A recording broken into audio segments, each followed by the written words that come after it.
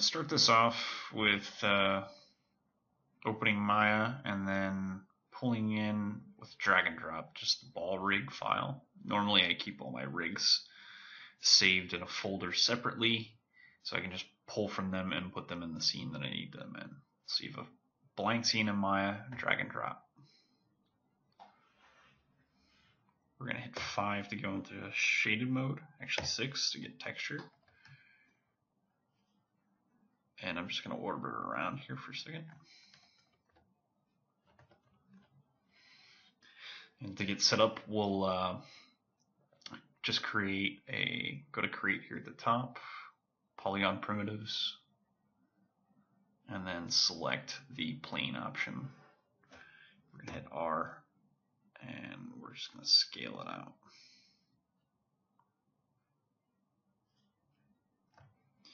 And then we'll select the Z, the blue cube here, and scale it out lengthwise quite a bit.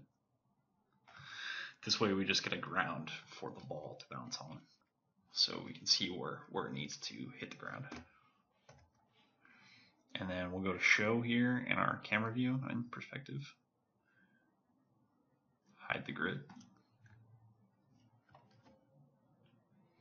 Now this control is the main cog or master control for the ball.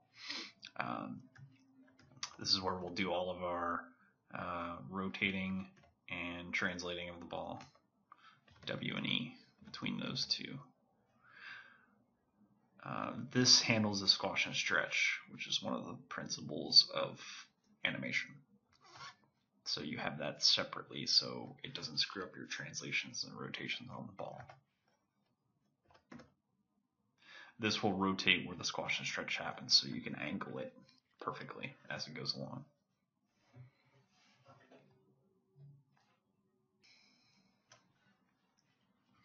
Okay, so now we have the ball in there, we've got our plane. What we need now is a camera that has a fixed position. So we'll hit space to check all our views here. We'll go into a new one, and we'll create a camera. Create camera, and then camera. Done. Okay, so you go to panel, perspective, camera 1 in that view, and then you can get what it looks like from your camera. And all I'm doing here is Alt and right clicking to track back.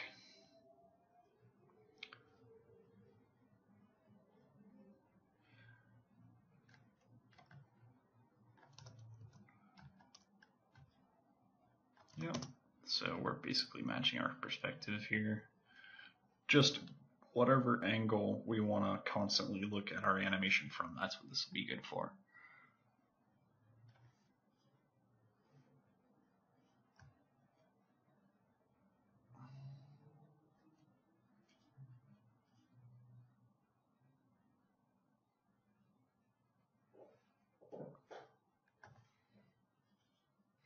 So when you're satisfied with the angle, just go here and select all those attributes, right click and lock.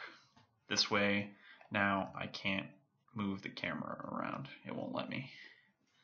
And we'll also hide curves. That way we just see what the rig is doing, what the animation looks like, rather than being distracted by anything else. And we can flip back to our perspective. I'm just going to drag this down so we don't see the other views for now. Okay, so we are ready to animate. I'll turn poly select off actually here, so now we can't grab this plane. It's a really handy tool. I use that quite a bit. Alright, so we got 1 to 24 frames. That's 1 second to start with. It's default. Since this is our main control, we'll start with that first. And we're going to start with our perpetual ball bounce, meaning that it never stops bouncing. It doesn't lose energy. Gravity doesn't slow it down and then it comes to a stop. But we'll get to that stage after we get this first couple of bounces in. So I've got auto key turned on, so that once I set a key on a control, anytime I move it, it will automatically rekey it. That's something you may or may not like. Try it out and see what you think. Just remember that anytime you move it, it will automatically key it for you. So select main control on frame 1, hitting S. That keys all of our translates and rotates. I'll give it about a half a second. Let's see, frame 12. And first thing we want to get right is translate Y, the up and down. So I'm just going to guesstimate, lift it up in the air, and hit play. Now, that doesn't feel right, obviously, right? So this is where the art comes in, and we control your basic timing and spacing. So one of the first principles you'll learn with animation. So we're really going to cover the fundamentals of timing and spacing and the squash and stretch. We'll get this down, and then you'll be ready for the next set of principles that you'll tackle in more complex animations.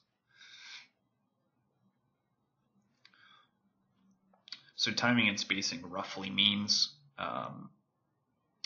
how long something takes to pull off an action, and that's the time that you give it, and then that's the amount of space that you give the object within that time. So if you've got 12 frames, do you put all 11 frames up here at the top and then one at the bottom? What would happen if you did that? It would feel like a sudden flick down to the ground. It wouldn't lead the eye appropriately. So let's look at how we can quickly adjust this to make it feel realistic. If we go to Window, Animation Editors, Graph Editor, go to Translate Y. We've got this graph where we can see it gradually slopes out of this top position and slopes into the other one. This means, spacing wise, that it eases out and eases in to each key. That's another animation principle, right? If something is falling in this case, because we know how gravity affects a ball, we want it to hold more up in the air and pick up speed on its way down, because as gravity affects things, things accelerate. So we don't necessarily want something to slow down as it comes to contact with the ground, right? So if we simply select this and then rotate it up, let's see what we get. That feels a lot better, right? And that's where now we're starting to play with the art, with the spacing of it. The graph editor is a very, very quick way to adjust your spacing and get a result that starts to feel better immediately.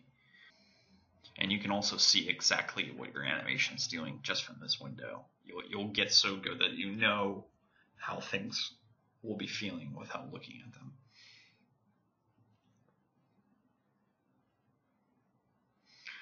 So let's minimize that, and what we're going to do here is right click over frame 1, the key that we have, hold it, and then we're going to drag it to 24.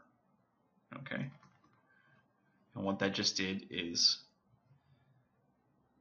we drag it to 24 and we hit S. And what that just did is copy what we have at frame 1.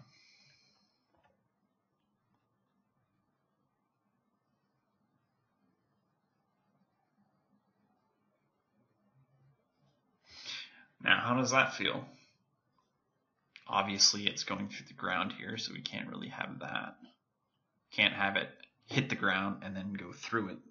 That tends to screw everything up if we're going for something that obeys gravity to some extent.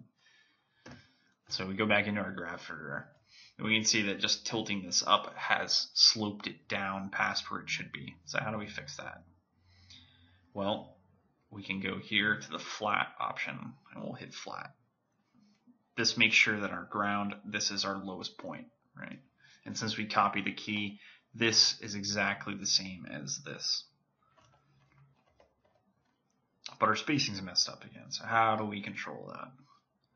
You can do it manually. I could go here and I could set a key on frame 6 and favor towards 1, and that will get me more accurate spacing right off the bat. Or we could go back to our graph editor and we can go to our curves in here with these selected, weighted tangents, free tangent weight, on tangents, free tangent weight. Okay. And then I'm just going to select this side of it and shift right click to drag it out, right? So this way it's favoring this top of the key. It takes longer before it starts accelerating down.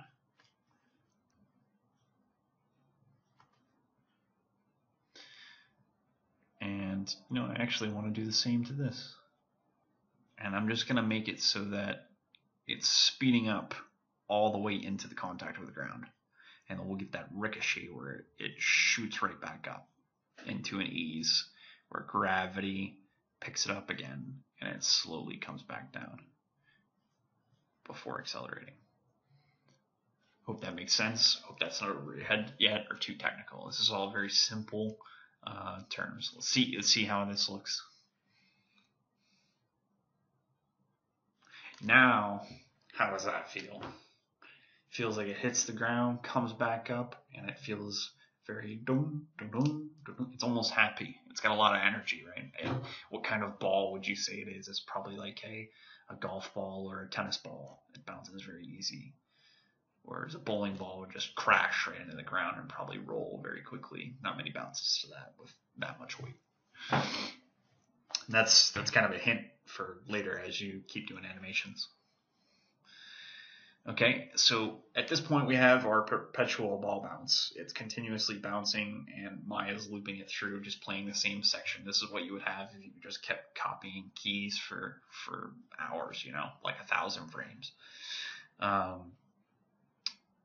So what we'll get into from here is our squash and stretch. This tends to confuse people a little bit at the beginning on why and where to use it. So that's where doing this little simple ball bounce that sits in place really we should clear that up for you. So I'm just going to grab this top control and shift select my main control, and then I'm just going to jump to each key and hit S over top of it.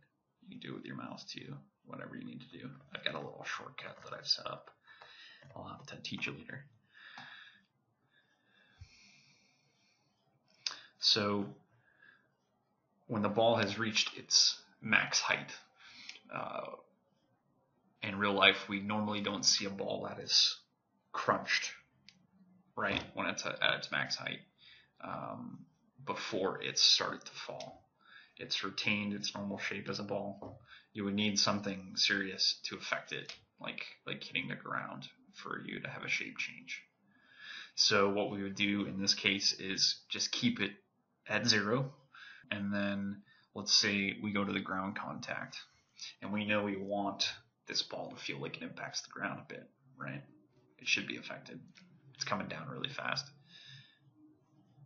We want to feel that weight. It's all about the feeling and the performance. So that's what squash and stretch can really get you through shape change. So we're just going to take this and squash it down a bit. Maybe this is too much. I don't know yet.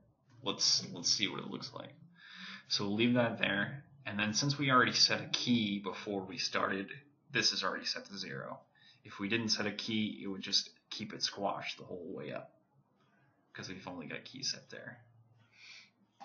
So now, then we can jump to our camera so we don't see the controls. we get this. Feels kind of cool when it hits the ground, but doesn't look right when it comes up, right? So what we should do then, just thinking this through, is not have it squash as it's falling. Doesn't make any sense. So do we just go right before frame 12, right before it hits, and then make that 0? What do we get if we do that? That feels a lot better already, doesn't it? Because it's not doing what it shouldn't be doing.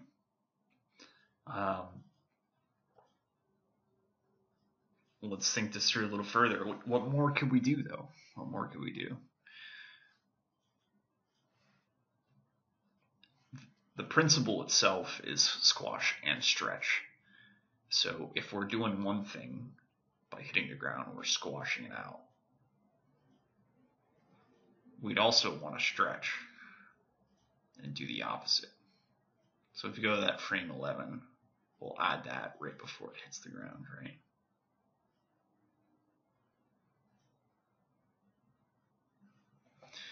See if that does anything good here. Boom, boom, boom. Feels very fluid. Feels almost too fluid to where it's like jello. It's morphing around a little too much now, but it helps that impact. It sells that it's falling at speed, right? So let's take our squash and stretch control here again, and we'll go to frame 7. The computer's automatically giving us, our ease in and outs that we were controlling for the translate here, and now we're just kind of controlling this ourselves by eye. We'll go to frame 7, and we'll tone down this stretch.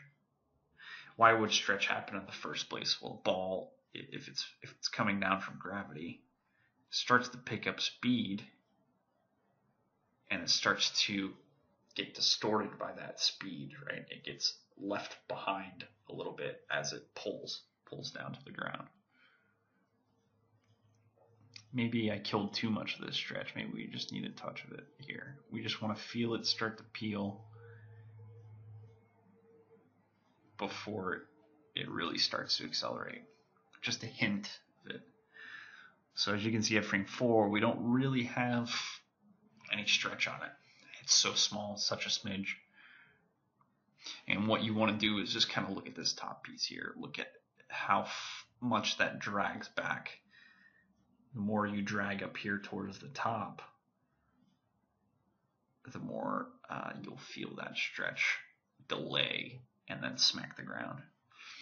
And it's all about that balance of how much is too much, and it depends on what you're going for. It feels better, right? Now, we have the other side, which is kind of, it's doing the same thing. It's not doing what it should, so we've got to control the stretch there. At this point, a lot of people would assume that you stretch back up, but it doesn't peel that way. If it's going to get left behind, a ball would stretch this way, right? It's a common mistake. More often than not, I find that zeroing out the frame after a squash in a bouncing ball, it will look much more natural. So if we just set a key on 13 there, zero it out, let's see what we get. We'll jump back to our camera with space. That ball's got some life. It's got some energy to it. I might even say the squash and stretch is too much, and we could go in there and dial it back. For now, we're going to keep going. I wouldn't add much more to this perpetual ball bounce. This is how it works. You can get in there and play a lot with the subtlety of it. Maybe you want something more realistic, less jello-y. But this gives you a decent idea of timing and spacing and squash and stretch so far. We're going to take things a step further now, and we're going to say, what if the ball loses energy? It's not perpetual, and gravity slowly takes the energy out of it until it stops. Okay, so we're going to do a descending or a regular ball bounce where the gravity, takes away its momentum over time. We're going to need some more keys and some more frames. So just select your 24 down here, add 100 to that. And you'll see that it expands your time this way, and you just grab this little square where the 24 is and pull it out. You could also just add 100 to both of those. To save ourselves some effort, we're just going to take our keys from 12 and 24 that we're going to extend out through these 100 frames, copy them by shift selecting on 12, dragging to 24, right click copy, go to 36, another 12 frames out, paste it, right? Repeat the process. Copy. And this time you go the full distance, so you're going to get double the amount. Go to 60 for another 12 frames, paste. It gets us all the way to 96, and it basically just copies what we already made. Saves a lot of time. What you're going to want to do from this point is adjust the amount of time that you give each key. Since it's going to be less of a bounce each time through, we're going to give it less frames also, so less time. So we got 12 here, 12, say 10, 10, 9, 9, 8, and then we'll go to 5, something like that. We'll have a couple more keys here to bounce out for like 3 frames to a complete stop. But this is the rough plan, and let's just adjust our keys for that. So you can just select these guys. Now that you've already copied all the tangent weights and everything, you don't have to worry about that. And we'll just shift it back 2 frames. So this is 10 now.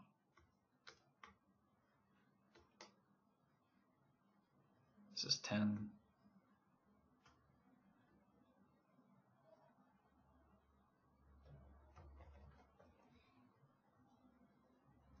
Nine.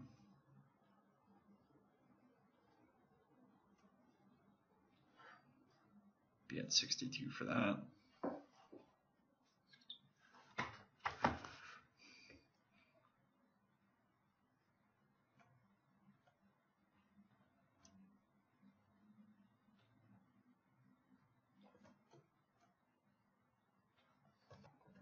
Okay, so we'll go from 62, 70 to 75. This is cutting our frames down from 1, 2, yeah, we're going from 8 frames to 5 here, so it's rapidly slowing down. And then we can copy 70, go to 80 for another 5 frames, and then we're going to go small now for the ball to come to a complete stop. So let's say we'll give it 3 frames. So 83 for the bounce up.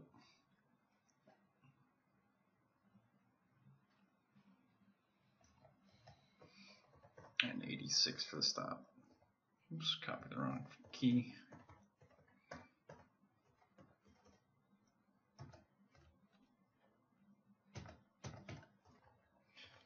Now if you play that out, it's not going to work, but let's see what you get.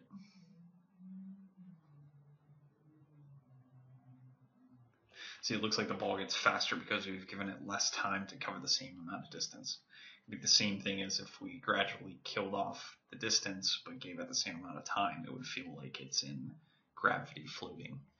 So, this is how you start to play with the effect that you want for whatever object you're making, or even if it's a character walk or anything like that.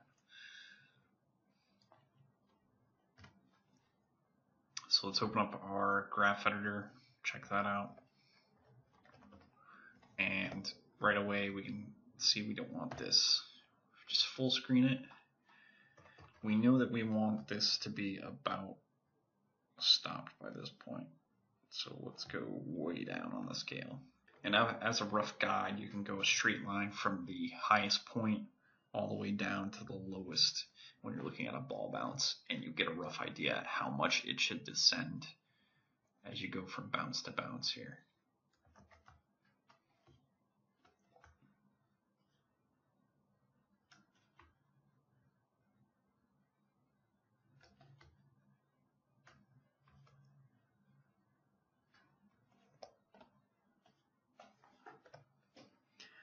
And we can see that our tangent weights are too small now to be effective here. They need to be adjusted. So we're gonna weight those and then scale them out.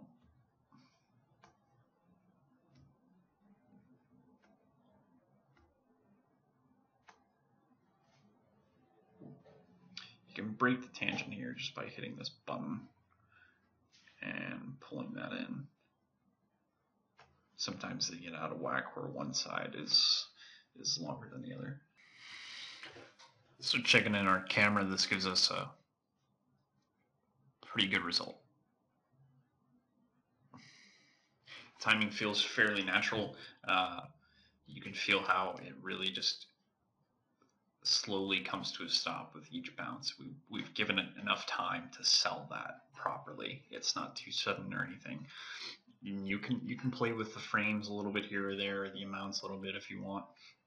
But I think at this point it's time to add the squash and stretch, just like we did for the first little bounce. And yeah, let's jump into that.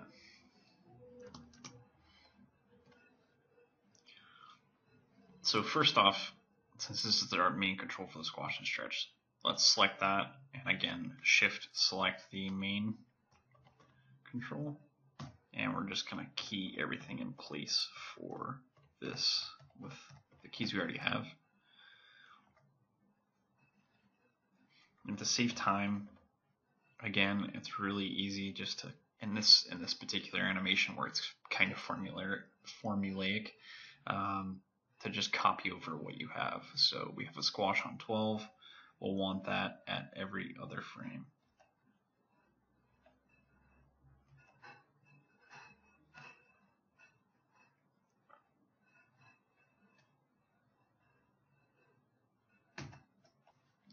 And now that I have that set for the squash, I'm going to go through and do the same with the stretch. And just like we did here for the longer bounces, I'll have a little bit extra control with how much it stretches.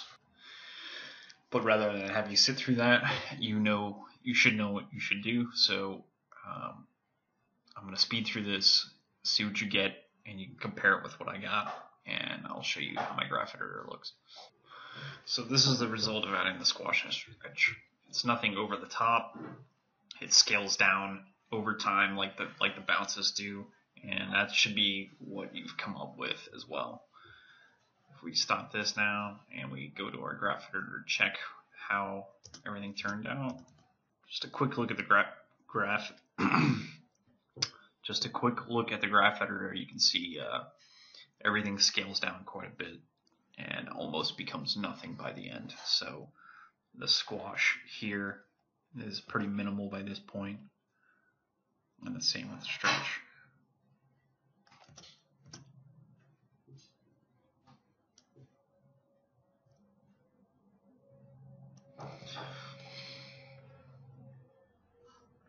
So once you have that, that's it. You finished your first animation, and I hope it was very easy for you to follow. You might have to repeat it a couple times to catch everything and fully understand both the software and the principles we talked about, but that's the name of the game. Practice, practice, practice. From here, I would say go into a bouncing ball that covers ground side to side, not just up and down. You can start learning how to arc things as the ball travels to include the squash and stretch with that and whatnot. I would focus on that before getting into something much more complex. Get that down, and then follow some other very, very simple exercises with inanimate objects and some of those books that I mentioned. From here, it's good practice to save your animation scenes. So go to File, Save As. In this case, I just made a folder on my desktop, called it Anim. You just right-click, New Folder, and I save it all in whatever scene, whatever animation I'm working in. I save it all in one folder, and then I will call it just ball bounce underscore your version. That way you can always revert back to what you had as you make changes and move forward. For the future, you'll want to do this again and again and again so you don't lose your work. And then play blasting is pretty important too. When you have a more complex rig, they tend to chug in Maya, and you won't get authentic, real playback speed that you otherwise do here with a simple rig that's a ball. Meaning, when you animate, the result you see on screen won't be what it actually is. So you have to know your timing a lot better and play blast more often.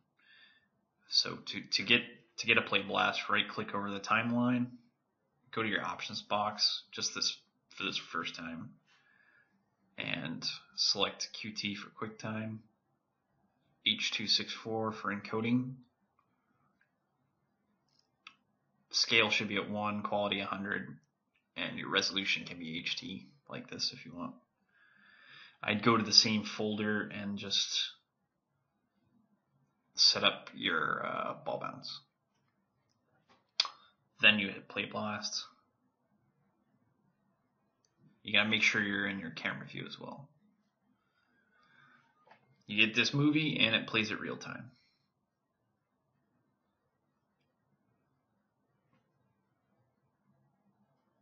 True to your 24 frames a second. So thanks for tuning in and trying this tutorial out. Let me know how it helps you and send your play blast to me. I'm curious to see how your animation turned out and what your plans are for the future. If you got any other tips as well, or you want me to cover something much more complex because you can handle these bouncing ball simple assignments, just let me know. Shoot me an email at rustyanimator@gmail.com. Till then, happy animating.